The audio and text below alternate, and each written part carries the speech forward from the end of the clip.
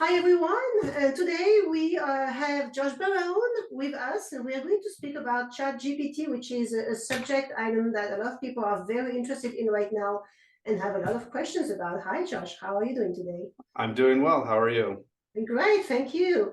So everybody seems to have discovered ChatGPT, or at least in the process of discovering ChatGPT and all the various options that are now available to us with this AI tool. Yeah, Josh, you'll yeah. laugh. I looked up. I saw a news headline fly by me today. In the 2 months that ChatGPT has been offered, it's got 100 million subscribers already. It's the fastest app in the history of apps that they know of. So to say it's not revolutionary would be to discount that growth fact. And so, I mean, it's crazy. Think about that. 100 million. I forget how long it took Facebook to get that far, but it was quite longer than 2 months. Yeah. When I'm hearing almost everyone that I'm talking about mention ChatGPT and starting to think about, oh my God, I can save so much time and so much money. Oh my God, maybe I don't need to have a professional writer on stuff all the time. Right? You start to really think about how to optimize your content and also how to generate some ideas that you may not always have. Right? That's also another way to Yeah, leverage I ChatGPT. th yeah, I think the productivity aspect of it for business is massive. It to me it seems like a pretty revolutionary invention because I think businesses will get massive efficiencies out of it. I'm already playing with it, writing and replying to emails, and it does it so quickly, and I just have to, I tweak it and do that. So in my opinion, I became from a creator of writing, I'm an editor of writing, and it saves me massive amount of time. For sure, and a lot of people are going to start using it for customer support. That's another way. I mean, we are now familiar with chatbots. A lot of people have been using it. But I really think it's taking chatbots, the chat as we know it, to a completely different level, where it's almost like having a human on the other side, without it being a real human. Yeah, I mean, from a marketing standpoint, like just like with Google Ads, if you're targeting somebody, the adaptability of it to target back, knowing some basic information about that person, is going to become quite considerable. For sure. There's one way, I mean, I've been using it now for a while, but I'm learning more and more.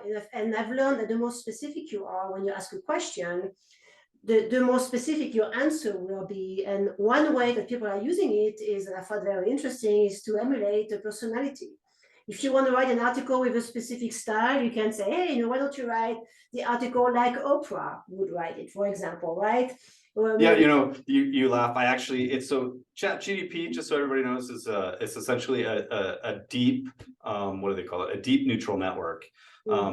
Neutral networks are super interesting. So the idea that you can adjust the neutral network to push into a direction of, in natural language of sarcasm or being upset with somebody is really kind of cool, right? I mean, you're essentially adjusting the neutral network in a direction, and I find it fascinating.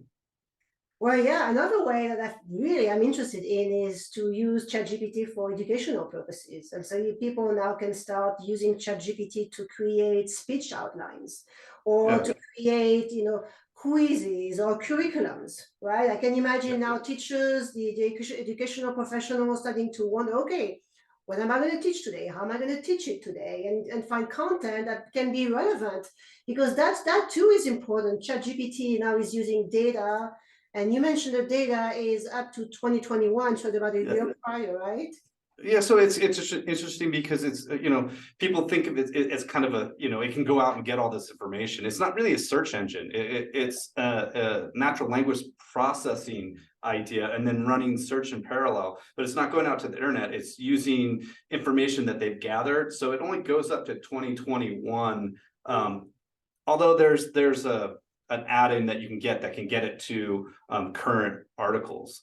I shouldn't say anything because my wife uses it a lot for schoolwork, and so in my opinion, she's not cheating. She still has to be the driver of the ChatGPT and know the articles and where to focus it for it to actually produce something worthwhile.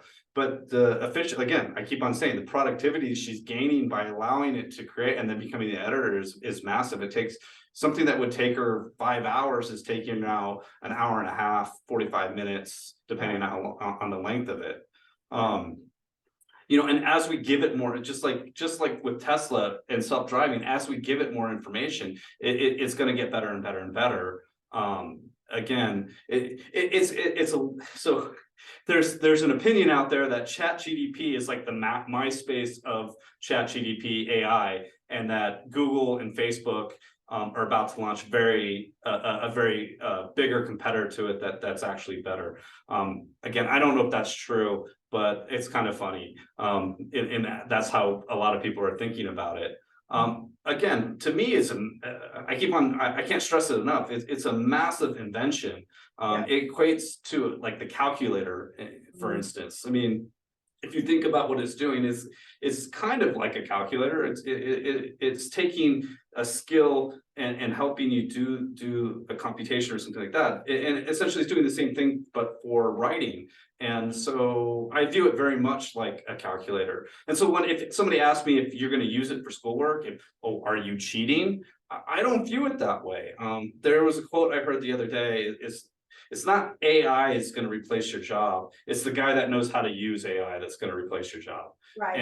And again, and that's how I view it. So I think it's something that if you aren't playing with it yet, you better start, because everybody's going to be using it. And if you don't know how, you're going to be behind the 8 ball. Oh yeah, I mean, especially that now we have 100 million people already using it after what, just to be a couple of months, really, where we have seen an uplift in adoption. So within a year, yeah, it's going to be mainstream. It's going to be used by everyone. You may see competitors out there. You may see additional features. But I really see AI, which what it is, it's AI as an enhancement of who we are in real life. It's not replacing. This is what people are afraid of. When you speak about AI, people are afraid, hey, we're going to have robots replacing humans. But it is really an enhancement of who we are and what we can do. No, it doesn't really work that way. It's not like it's thinking. It essentially, a neutral network is still kind of a binary network, and so again, it's just using a massive amount of permutations and then doing some things, some functions in a natural network in one, and doing some functions in a different. So it's running different functions in parallel. Right. The one thing about it replacing humans, it's not necessarily true, because it's gathering information that's out on, and again, in a database from 2021, but in the future, it's supposedly going to get attached to Bing, and it's going to start gathering information in the common internet sphere. Now, when it does that, think about what it's doing, though. It's grabbing articles. Those articles were written by professionals, depending on what you're looking at. So in my field, economists, right? And so it's still reliant on that information. So it hasn't got the ability to replace. It can write things, but the way it's writing is by doing all these permutations on something and then bringing back the most common ideas and then spitting those back out you with a language processor. So in that sense, you still need scholars. You got to have smart people that know what they're talking about for it to work better. Now, in the future, as they use neutral networks in programming quantum computers, the sky's the limit there. Who knows what they can do with that? Quantum computers are the big problem with quantum computers, because that's really the next step to AI is how do you program them? They don't know how to program them. Binary language doesn't really work very well for them. So that's the problem. And so it's my understanding, again, I'm a novice at this, kind of looking in, is that they're using these neutral networks to try to program the quantum computers. And again, you do that and tap that power, who knows what you get. But talking about ChatGPT, there's going to be an abundance of apps coming out in the next year, all based on this. And we'll see. I mean, it's going to be crazy. And I'm so happy for it. I'm so excited to see what they do now. So I'm not using ChatGPT anymore. I'm using something called Paragraph AI, which uses ChatGPT in the background. But like we were talking before, it allows me to change my tone very, very easy. Paragraph AI, no, I had not heard of that one, but here's another one. I think we're going to see a lot of those popping out pretty quickly. Yeah, that's really fascinating. So I see a lot of people are afraid of AI. Elon Musk is one of them. He says AI it's very dangerous. He doesn't want to get into it. I think it was 2 or 3 years ago, a company, I think it was in Israel, came up with a humanoid, right? A humanoid that looks just like a human, and she can speak like a human. And Hmm. ask her the question, it looks like you are a lot smarter. You can calculate things that the human mind cannot calculate. And they ask her, so what's the difference between you and a human? And her answer was, well, I have no soul, right? So it's interesting to see, but you have that fear that's out there. Yeah, I mean, let's be honest. It can't mimic the human brain right now. I mean, here's a good analogy. How many different ways can you think of a banana? Okay, in your mind. I mean, you can think of a banana probably more than a million ways if you really start thinking about it. You can sense it, you can taste it, you can, the deep these deep neutral networks just they don't operate that way. They're trying to, but the computer power doesn't exist for them to mimic a human mind quite yet. So I think as a human species, it's not something we should fear. It's something that it's going to again make us all more productive. Right. And change our world a little bit in terms of how we communicate. What I find interesting about ChatGPT is when I read the sentencing structure, it's very simple. So I don't find the sentence construction of chat. That's how I could, if I had a pick, I would say if I was reading something that had very simple sentence construction, I would say that might be AI doing that, or but again, that's not how I'm using it. So when I let it create and then I go back and edit everything, so then I get more complex sentence structure, and then I run it again and it fixes all my grammar and my punctuation for me. So in fact, they were talking about, because educators are really worried about again, they think it's cheating in some way. And so they were trying to figure out if they could catch it. And so even ChatGPT couldn't catch itself very well if you were under 1,000 words. Now, if you got over 1,000 words, I think it could figure it out. It was AI 26% of the time, 25% of the time, something like that. So even it can't catch itself because of the way it works. So trying to call it cheating, you'll never know. And so in fact, like when my wife was putting it into the things that detect plagiarism. Yes, I was just going to talk about this. Yeah. Yeah, it doesn't show up as anything's plagiarized. Mhm. And so I find that interesting too. Yeah. And so again, for them to, they're gonna have to figure out how to work with it Right. versus how to, oh, you did this with AI. Well, if you're smart enough to figure out how to do it with AI at this point and you focus it and it's a good paper, you should get an A, because you're using the current technology, and it means that a corporation in the future is going to want you to. So anyway. Absolutely. You have to use technology, you have to evolve, you have to live with the world as it is changing. I think it's smart. Oh yeah. Yeah, absolutely. And it does crazy things. I mean, and I think that we're just barely touching the surface. It does crazy things like if I can ask it stuff about spreadsheets, like here's data, pull the data and put it in this spreadsheet, and it does it automatically instead of me having to figure it out, right? So just there's all the applications is massive. A friend of mine in the business records people, and then they have some software, some algorithms that looks for truths, and if you're telling the truth, if you're emotionally stressed when you're saying words and different things like this. And they really apply it to corporations and people talking for those corporations. So the press people, the CEO. And the more you talk, the better their system gets on analyzing where you're stressed and what you're saying. So if you're getting nervous when you're talking about forward guidance, they will come back and say, well, he was really nervous about forward guidance, means that the company might miss going forward. And it's highly accurate. So imagine now you take ChatGPT and you start analyzing people's speech with it, which is, I think, very, very probable. Yeah. What comes with that?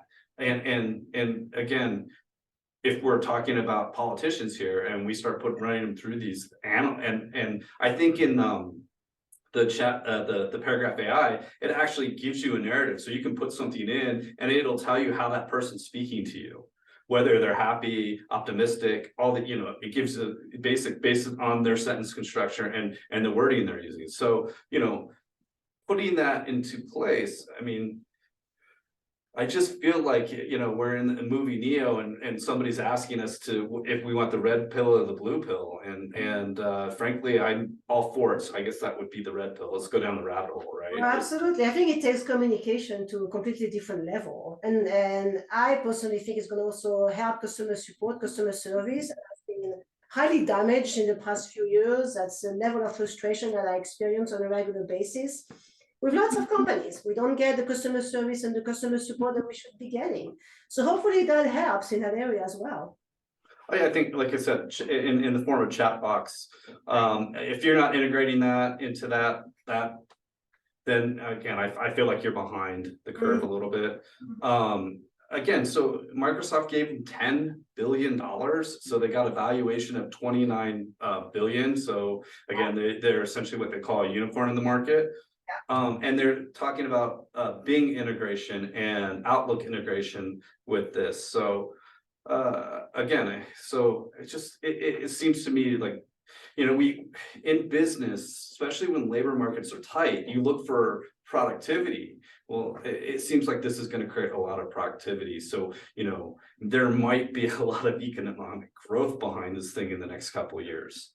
So let's talk about this. You're in the financial area. Should people look into investing potentially in companies like that? I mean, what's your take on that? Well, so AI is not new, okay? So and not, let's get away from ChatGPT a little bit. AI is not new, and you've been able to invest in it. But again, most of these companies are startups; they don't have earnings, so you're really kind of gambling in that sense there, because you don't know which ones are going to do what, right? The way I look at it is, one, big tech has been pummeled in the recent market, and I'm not telling anybody to run in and go buy big tech at this moment. There's still a lot of economic problems coming forward, but it does definitely seems like it's going to be a profit center for Microsoft, Google, Facebook going forward. Again, some of the problem with ChatGPT is a lot of computation, and so it works better with big players. Microsoft integration in Outlook seems very probable to me. And Word. Again, don't forget Microsoft's a dominant player in all those work applications, we'll call them. So again, I would think that integration there would be hugely productive for everybody's business. But besides that, Facebook with targeting ads, Google with ad placement as well. I think that definitely goes that way. Where else can it be used? I mean, it just seems endless to me. So if you can find the right app that's going to pull in lots of users, 100 million users is not shy for 2 months. I'm sure the valuation there is who knows how they monetize it. That's the big question about it. You're seeing subscription services come off of it. That maybe that's one way they do it, but in my opinion, it gets integrated by the big boys, and as you're paying your Microsoft subscription service, it's integrated into that, and so maybe you spend a little bit more to have natural language providing writing and talking for you. I mean, it just goes on. Content creators, educators, marketing, developers. I mean, like I said, it just seems it's so endless the possibilities with this thing. Again, and neutral networks aren't that new. They've been. I remember reading about them in an MIT magazine, 10 years ago, 6 years ago, and so, but. That concept is fairly revolutionary, and then this pre-training it, so they have this cog that's already pre-trained on a lot of things, and then just you pulling it in parallel, pulling this and then this and then this, and so you have this stacked device, and it works beautifully, and it's just going to get better. It will. I think it's going to be very valuable for research too. I mean, get the access to data a lot faster, and if you ask very specific questions, if you're really clear about what you need to get out of ChatGPT, I'm sure you can really get into a lot of details that would take a long time to collect. Yeah, so I did, you kind of segued me a little bit. I did do a very crude experiment with it. I asked it what was the current outlook for the United States economy? And then I asked the same question, but I put the contrarian outlook instead. So I added the word contrarian. Now, it's kind of when I noticed that the data was from 2021, because it's really talking about stale economic outlook. But even thinking about when it was, that outlook would have been somewhat useful, it's still very rosy. It painted a very upbeat picture. Even in the contrarian sense, it painted a very upbeat picture. But that being said, I mean, so there's a workaround so that you can bring the data up to current. Somebody made an app to bring the data to current. But what I found is there's something in the financial industry called the VIX, the volatility index. And the VIX used to be highly predictive before the S&P futures options contracts started working weekly. It used to be only monthly. So when things were monthly, it was a very good predictor of where the sentiment in the market, if it was going up, you knew people were getting scared. If it was going down, you knew they were feeling better. Now it just gives you an indication of what the market is doing today, as these options in S&P minis kind of changed the way it worked. But the reason I bring that up is because asking ChatGPT a question like, what's the current economic outlook as we go forward, is going to give you a very much a picture of what the current articles are saying and the current sentiment mood of the market. And so to me, it can become very useful as, hey, what is the market actually thinking about today? And is that in line with what my outlook looks like? My scholarly outlook, I'll put, looks like into the future. Now, to me, that's useful, and I can figure that out. So if we were going to ask it to something today and we had current data, I would think it would predict something kind of rosy, because there's this whole soft landing situation going on, where the current market thinks that the Fed is going to engineer a soft landing. Now, in my world, that's nearly impossible, and I don't believe it, given the forward econometrics that I'm looking at. And so, but it would be really significant if it is telling me that, then I can understand why maybe the equity market is running too fast, too hard forward here. And so, well, I guess what I'm getting to synopsis, I think it can be, and it's going to be, a very useful tool, predictive tool for me in the economic works that we do at Universal Value Advisors. Well, absolutely, and it's saving time, and as you know very well, as a lot of people know, your decisions are based on information that you're getting, and what takes a lot of time is to gather that information and make sure you get that information from reliable sources as well. So if you have a tool that helps you make this happen a lot faster, it's a huge value.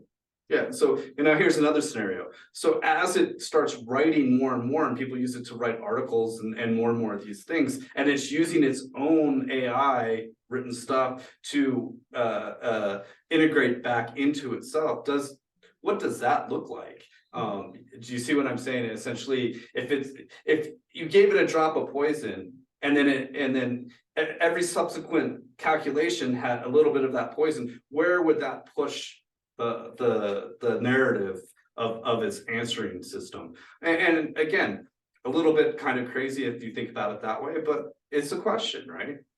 Yeah. Well, we know with ChatGPT, it's a confirmation that we're heading into a new era, right? Oh. A new digital era, the metaverse, Web3. We are diving headfirst into big change, and it's important to adjust to that change and to embrace that change and not push it away, because we have learned in the past that people who have a tendency to push away technology end up, being behind. And losing market shares and losing productivity and value. So it's important to stay on top of whatever is happening in the tech world. Yeah, and like I said, I can't be more excited about it. Like I said, I've known about AI, maybe not ChatGPT, but AI for some time. And the fact that, it was in its infancy for the last 10 years. And now that, essentially things that I can use personally are now becoming to fruition. I mean, I can't be more excited about the next 10 years and where we go in terms of productivity, but in terms of like all these new tools that are about to come our way. I mean, augmented reality, which again, you use more than you realize. I use augmented reality in my car all the time because it flips the speed limit up onto the screen, and I see it, and after a while I don't even realize it's there, right? And then virtual reality, who knows what they can do with that yet? I think virtual reality is something that will come to fruition in the next couple of years here. How it becomes highly productive what am I trying to say? How it becomes efficient in our lives will be something that we can't wait to see. Yeah, fascinating. It's a good thing that you are looking at all those tools and to stay on top of everything. It's important in your business. You're using those tools to also advise your own clients. And I'm glad to hear that. Yeah, I mean, like I said, I'm already using, I do a lot of email. And so I use it a lot to replies to email. And then I look at what the reply is and then edit it if I think that's what I should be doing. And so again, I'm using it. I think it makes me a better communicator. So yeah, it makes you also a better analyst, doesn't it? Well, we'll see. Let's leave the jury out on that one for a few more months. But I think again, as it gets integrated into search, the search is going to become so much better that grabbing information is going to become much easier. It will. Wonderful. Thank you, Josh. I love that topic. It's a topic that generates a lot of interest out there, and I'm glad we were able to cover it today. Oh, well, thanks for the chat. So great. Well, thank you, everyone. Again, we're going to post this video on all our channels. Remember to subscribe to the channel, and if you want to have a free portfolio analysis with Josh, you can book a time. You have the link below. Thanks again, and see you next time.